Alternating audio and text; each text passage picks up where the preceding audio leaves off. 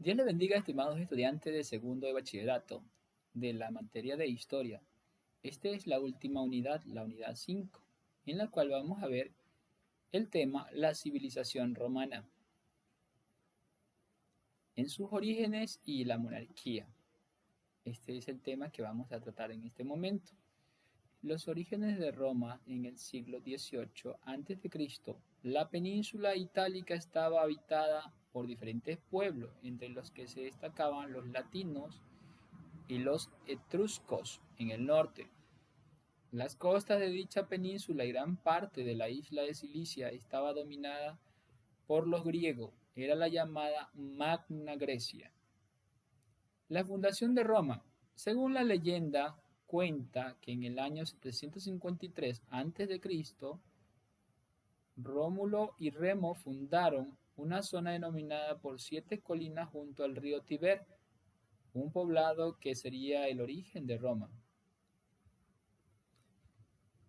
Según las excavaciones arqueológicas, muestran que en realidad las colinas sobre las que se asentó Roma tuvieron habitadas desde el siglo IX a.C. y que la ciudad de Roma surgió de la unión de varias aldeas que se extendían a orillas del río Tíber. La monarquía. La monarquía quiere decir que es un reinado o un imperio en este caso. Los latinos organizaron el gobierno de Roma como una monarquía. De los primeros reyes de la ciudad apenas tenemos información. Bajo la monarquía etrusca, Roma ganó importancia por su situación de paso con las rutas comerciales, especialmente de la sal. La república, que después de la monarquía nació la república.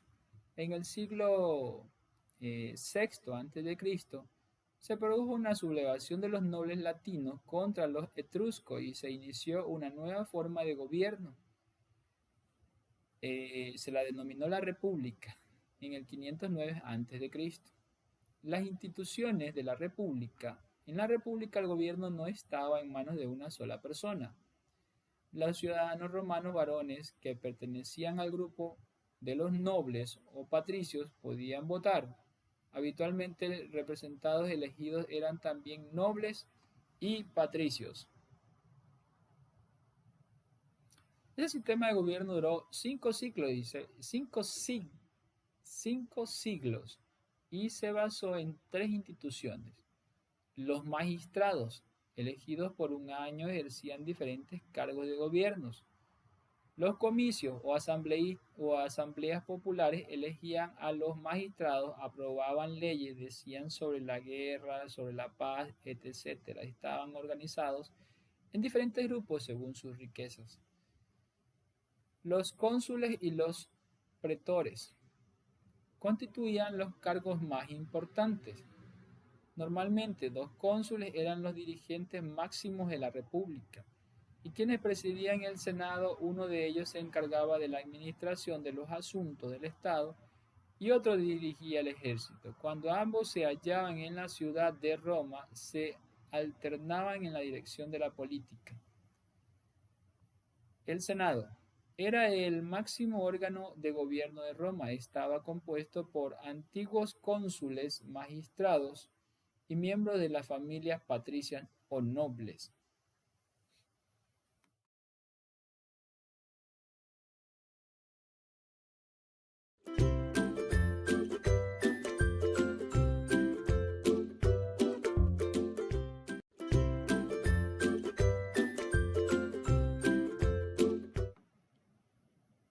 La sociedad romana. Bueno, aquí podemos ver cómo estaba formada la sociedad romana. Estaba formada por patricios, por plebeyos y por esclavos. Esa era la forma como era la sociedad en aquellos tiempos. ¿Quiénes eran los patricios? Es una pregunta que podemos hacernos. O los plebeyos, los esclavos. Como su nombre lo dice, pues patricios no tiene mucho significado, pero dice que pertenecían a familias más ricas, propietarias de grandes tierras. Se consideraban descendientes directos de los fundadores de Roma. Podrían ser elegidos miembros del Senado. Tenían bastantes privilegios de ellos. Ocupaban los cargos políticos más importantes.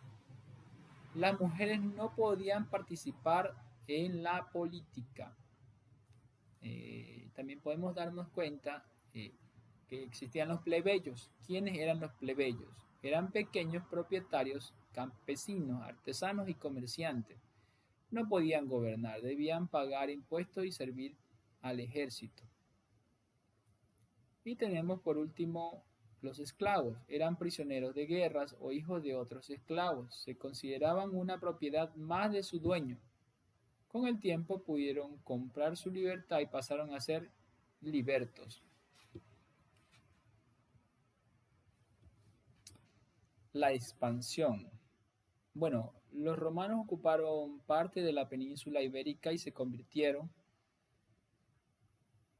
Cartago en una provincia de Roma. También ocuparon un amplio territorio desde el norte de los Pirineos hasta lo que es Centro Europa, las Galias. La crisis de la República.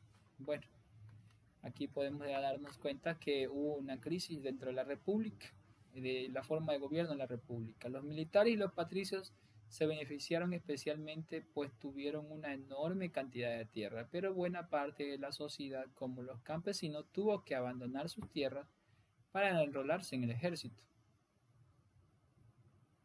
El Imperio Romano. Después de la forma de gobierno de la República se levantó otra forma de gobierno que se le llamó el Imperio. La formación del Imperio Romano, la guerra civil en la que se vio sumida Roma, finalizó en el año 31 a.C. Con la victoria de Octavio en el año 27 a.C., el Senado le otorgó el título de Sagrado Augustus.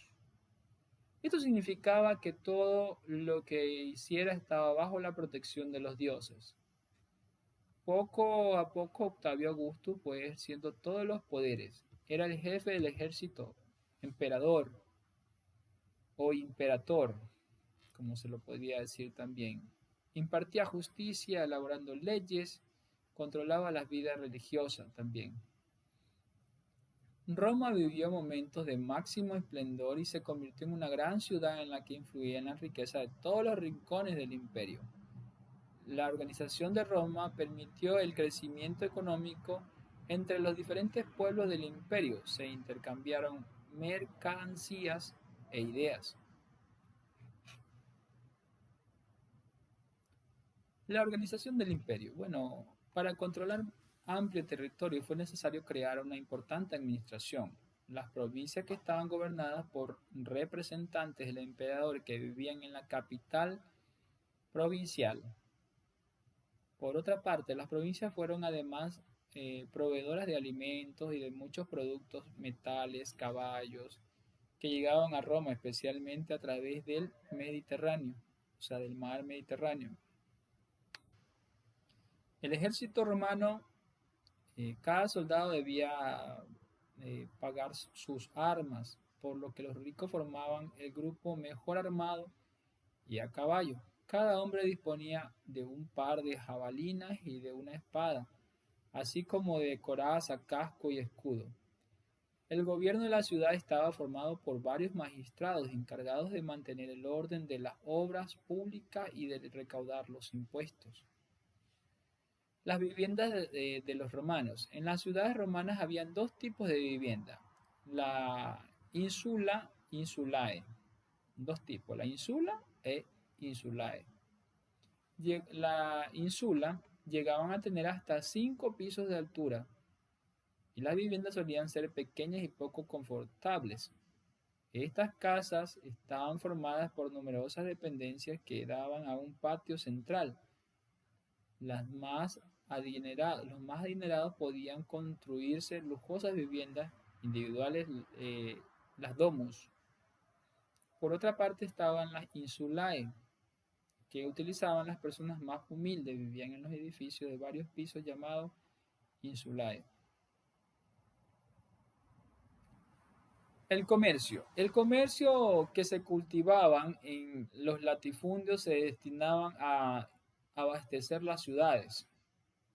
según su procedencia y su uso. Distinguimos entre los productos procedentes de las ciudades próximas como los artículos perecederos, frutas, hortalizas. La mayoría de los intercambios comerciales que se realizaban por vía marítima también fue importante el comercio terrestre. Gracias a la construcción de más de 80.000 kilómetros de vía atravesaban el imperio. La forma de agricultura y la vida en el campo en todas las tierras de los romanos conquistaron introdujeron técnicas como el uso de arado y el sistema de regadío. Además, extendieron la agricultura basada en el cultivo de cereales, la vid y el olivo. Las tierras de cultivo podían ser trabajadas por campesinos que eran pequeños propietarios, pero lo más habitual fueron los latifundios, enormes extensiones de tierras que pertenecían a un solo propietario. El legado cultural de Roma. Bueno, en cuanto al legado cultural de Roma, están las presentes en la sociedad. La romanización de pueblos conquistados consistió en la adopción de lengua y la cultura de los romanos. Entre los aspectos de romanización más importantes sobresalen lengua, filosofía, ciencias y derecho. En cuanto a la lengua, la mayoría de las lenguas que hoy se hablan en el occidente, provienen del latín. Son las llamadas lenguas románicas: francés, italiano, portugués, castellano, gallego, catalán y rumano. En cuanto a la filosofía, en el Renacimiento fueron traducidas al latín muchas obras de los filósofos griegos y durante esta edad, la Edad Media, la escolástica se desarrolló en esa lengua. Por otra parte, la ciencia, la clasificación de los seres vivos y sus nombres son vocablos latinos tales como el Homo sapiens. También ellos desarrollaron leyes. El derecho romano no solo conservamos la forma jurídica, sino también muchas expresiones como ad hoc y motu proprio. Bueno, son palabras especiales que alguna vez ustedes, si llegan a estudiar pues derecho, se van a dar cuenta que justamente provienen de la antigüedad, de la antigua Roma, que se han tomado ideas y de la forma de gobierno como se hacían y leyes también que se hicieron en aquella época. Son herencias que muchas veces nosotros las practicamos, pero muchas veces no conocemos quién las creó o cuándo empezaron a ser realidad. En cuanto al cristianismo, el cristianismo apareció en lo que ahora es Palestina en el siglo I después de Cristo. Este territorio había sido conquistado por los romanos y era una tierra habitada por los judíos. Esta nueva región se fundamentó en la enseñanza de Jesús de Nazaret, un judío, recogidas después de su muerte en los evangelios. Según estos 4 libros escritos originalmente en griego, Jesús vivió con humildad, predicaba sobre el perdón de los pecados, la bienaventuranza de los pobres, la libertad, la venida del reino de Dios y la vida eterna.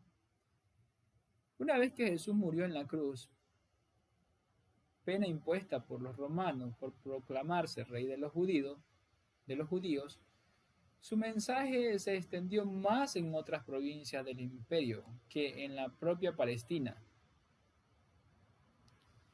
El principio, los encargados de la difusión de nueva doctrina y fundadores de las primeras comunidades cristianas fueron los discípulos de Jesús, sobre todo los apóstoles, Pedro y Pablo. El primero influyó en la iglesia de Roma, mientras que Pablo, un ciudadano romano que no conocía personalmente a Jesús, extendió el mensaje en la mayor parte del imperio, en especial en las provincias helénicas de la región perseguida, la región oficial. Al principio, las autoridades romanas consideraron el cristianismo como una secta judía a la que veían con indiferencia. Luego los cristianos se vieron obligados a practicar su culto de manera secreta en lugares como las catacumbas, galerías subterráneas que llegaron a ser complicados laberintos. El emperador Constantino puso fin a la persecución de los cristianos en el año 313 con el Edicto de Milán. A partir de entonces el cristiano fue aceptado como una religión más del imperio, fue asimilado por las clases dirigentes en el año 380. El emperador Teodosio lo convirtió en la religión oficial, donde la iglesia tomó el nombre de Apostólica Romana. Dios le bendiga, estimados estudiantes, hasta aquí esta unidad.